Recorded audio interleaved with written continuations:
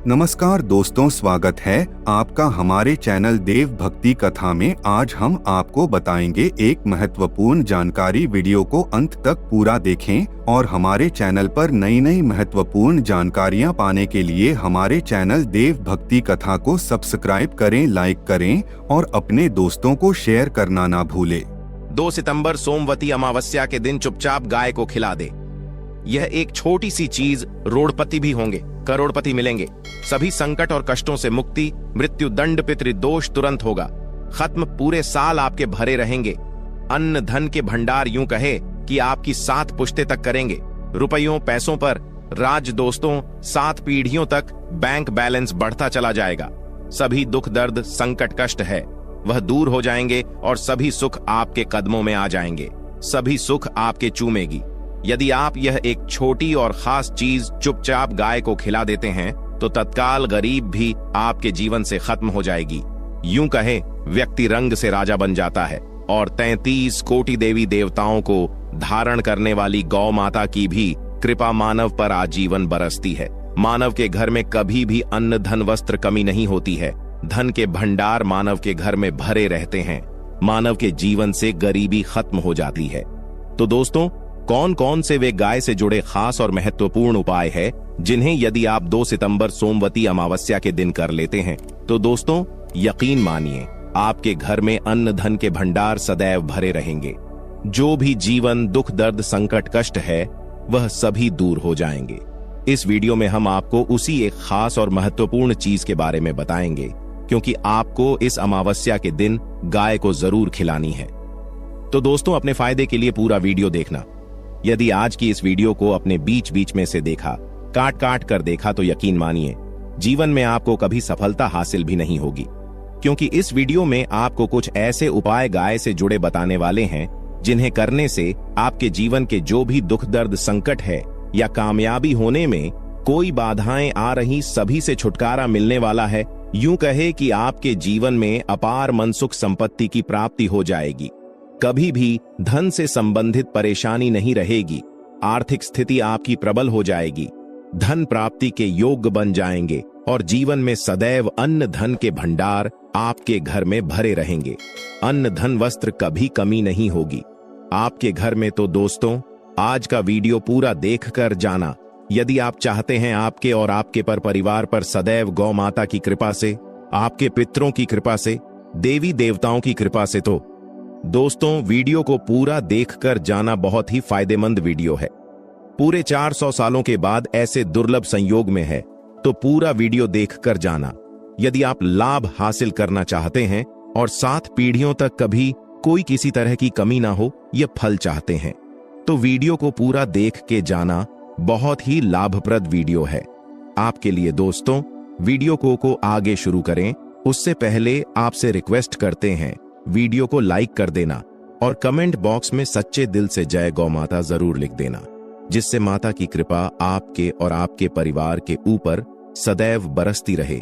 और ज्यादा से ज्यादा वीडियो को शेयर जरूर करना, ताकि और लोग भी इस वीडियो के माध्यम से लाभ हासिल कर सकें।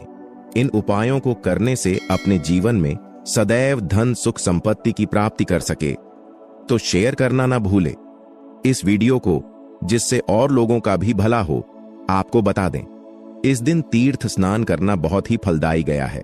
यदि कहीं तीर्थ स्थान पर पवित्र नदी में स्नान करना संभव ना हो तो आप क्या करें, घर पर ही नहाने वाले पानी में गंगा जल की कुछ बूंदें डालकर स्नान कर लें।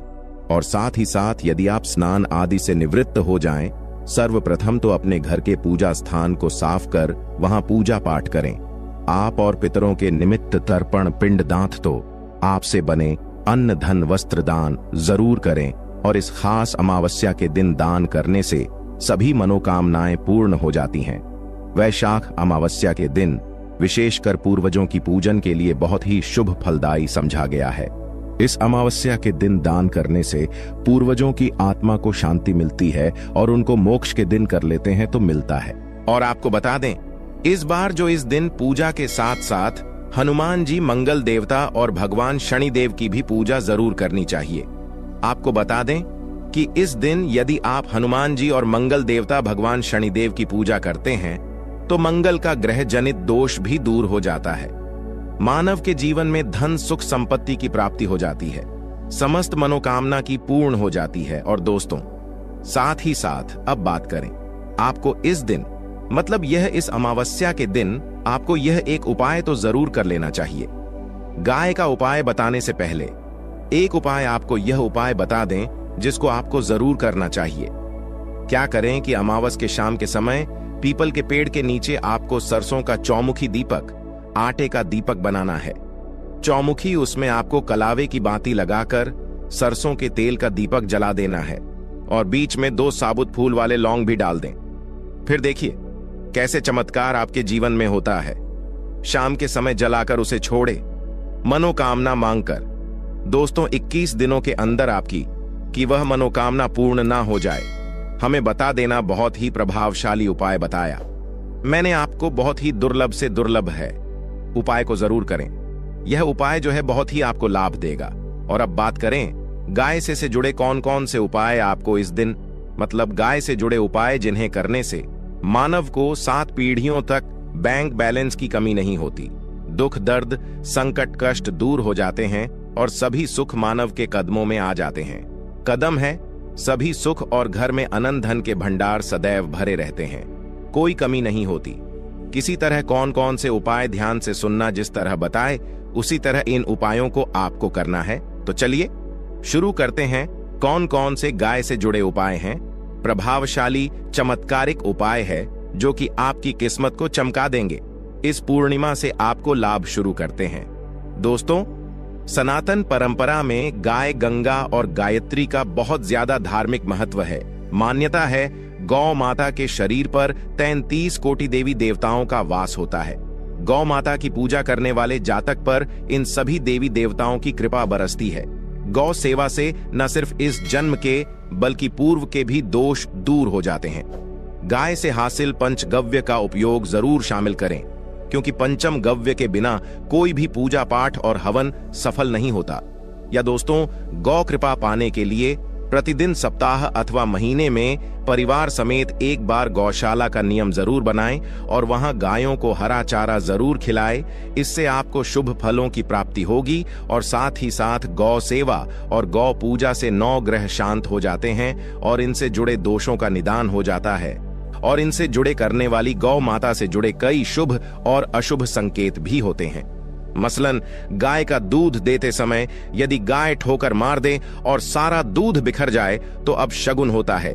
यदि कोई यात्रा पर निकल रहा हो और गाय अपने बछड़े को दूध पिलाती सामने आ जाए तो निश्चित रूप से जिस यात्रा के लिए आप निकले हैं वह यात्रा आप जरूर ही सफल होगी और वह जिसके लिए आप निकले हैं वह जरूर ही पूर्ण होगा। यात्रा पर जाते समय बाईं ओर गाय की आवाज और रात्रि में गाय की हुंकार करना भी शुभ होता है। दोस्तों, साथ ही साथ गाय के साथ आप भूलकर भी दुराचार ना करें, अन्यथा मिलता है घोर पाप और जीवन भर की परेशानियां बनी रहती हैं। जी हां दोस्तों, गाय को राष्ट्रीय पशु बनाए जाने और इन्हें मौलिक अधिकार दिए जाने की बात हो रही है, तो सवाल उठता है, गाय संस्कृति का हिस्सा है, तब भी गाय के साथ लोग खराब व्यवहार कैसे कर लेते हैं? गाय दर दर भटक रहती है, भरपेट इन्हें चारा तक लोग नहीं देते। गाय जब तक दूध देती रहती है तो उनकी सेवा होती है और जैसे ही दूध देना बंद कर देती है तो लोग इन्हें उनकी किस्मत पर छोड़ देते हैं, सड़कों पर और गलियों में भटकने के लिए।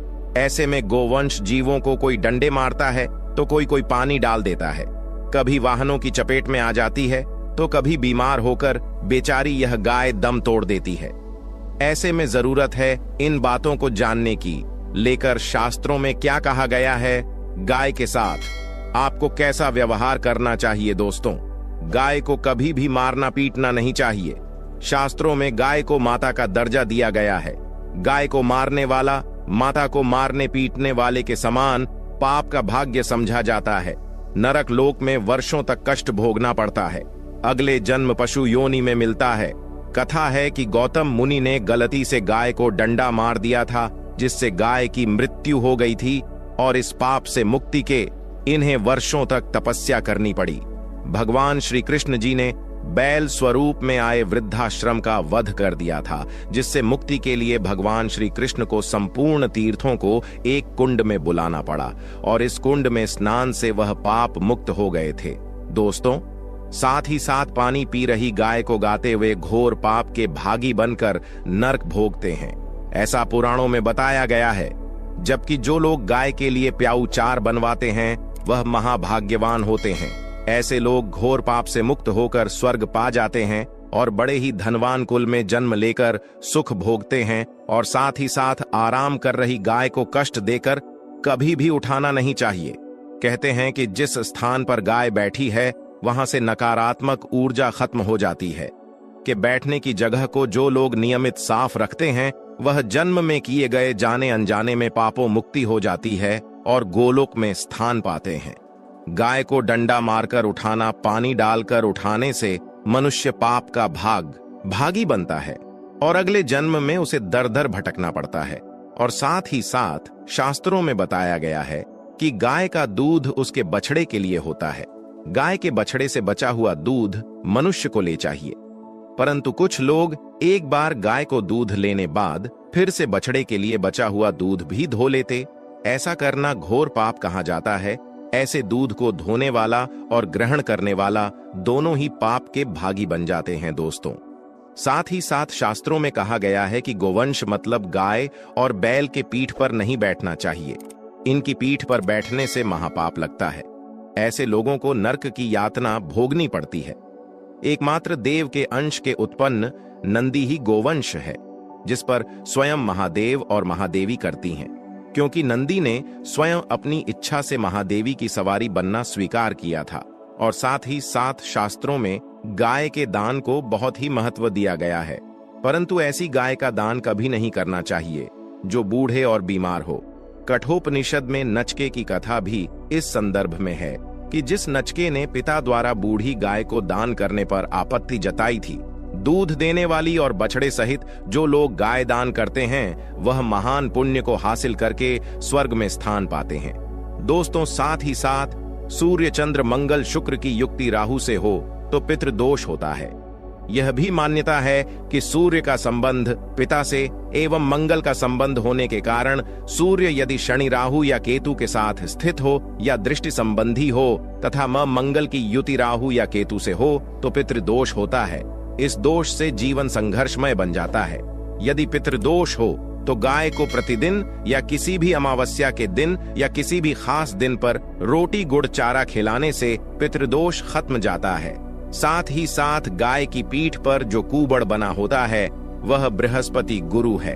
अतः जन्मपत्री में यदि बृहस्पति अपनी नीच राशि मकर में हो या अशुभ शिवलिंग में जा रहे हो और सामने से गौ माता आती हुई दिखाई दे तो गौ माता को अपनी दाहिनी ओर जाने दे देना चाहिए। आपकी यात्रा जरूर ही सफल होगी और जिस घर में गाय होती है उसमें दोष स्वतः ही खत्म हो जाता है। और साथ ही साथ आपको बता दें कि गाय को आप भी रोटी बनाएं, प्रतिदिन ताजी रोटी ही बनाएं। गाय को अगर आपने रोटी बनाई है तो कोशिश करें कि उस रोटी को आप तुरंत ही गाय को दे दें। अगर आप उस रोटी को रख देंगे और उस रोटी को अगले दिन दे देंगे तो वह रोटी बासी मानी जाएगी। गाय को कभी भी बांस रोटी ना दें, से घर में नकारात्मक ऊर्जा वास करती है और जो भी काम आपके बनने वाले होंगे वह काम भी आप बिल्कुल भी नहीं बनेंगे। इससे आपके घर में हमेशा दर्द देवता का वास रहेगा और आप जिस भी काम उस काम में आपको हमेशा असफलता ही हाथ लगेगी। इसीलिए कोशिश करें गाय को रोजाना ताजी रोटी बनाकर खिलाएं और रोटी को बिल्कुल ना रख बासी रोटी गाय को ना दें और साथ ही साथ सड़ी गली चीजें गाय को नहीं खिलानी चाहिए। घर में कोई फल है, कोई सब्जी है, सड़ जाए तो लोग क्या करते हैं, गाय को देते हैं, नहीं ऐसा चाहिए। ऐसा करने से यदि आप गाय को खिलाते हैं तो और आप पाप के भागी बन जाते हैं। आप बिल्कुल सड़ी गली चीजें गाय को ना खिलाएं और साथ ही साथ इस खास पूर्णिमा पर आटे की 5 लोहियां बनाकर उनके ऊपर हल्दी लगाए, इसके बाद को खिलाए। हर एक लोहे को खिलाते समय गाय के सींग पर आप हाथ फेरें, पीठ पर हाथ फेरें, मस्तक पर हाथ फेरें। माता गाय के अब चरणों का स्पर्श करें। दोस्तों, ऐसा करने से आपके समस्त काम बनने लगेंगे। जो दुख का समय चल रहा भी खत्म होगा। आपके जीवन में खुशियां ही खुशियां होंगी। और एक बार पूर्णिमा पर आप 11 बार गाय की परिक्रमा भी कर लें तो आपके समस्त काम होंगे। और अमावस्या पर साथ ही साथ आप गाय को जब भी रोटी दे, रोटी पर या तो आप थोड़ी हल्दी लगा लें या थोड़ा गुड़ रख लें। अगर गुड़ ना हो तो आप थोड़ा घी रख सकते हैं। दोस्तों, गाय को कभी भी सूखी रोटी ना खिलाएं। सूखी का मतलब गाय को रोटी खिलाए, उस पर कुछ ना कुछ रखकर खिलाएं। हल्दी ले, गुड़ रख ले, मिश्री, घी या जो भी रख ले, मतलब खाली नहीं खिलानी है। इतना करने मात्र से आपके जीवन के सभी दुख दर्द समाप्त हो जाएंगे।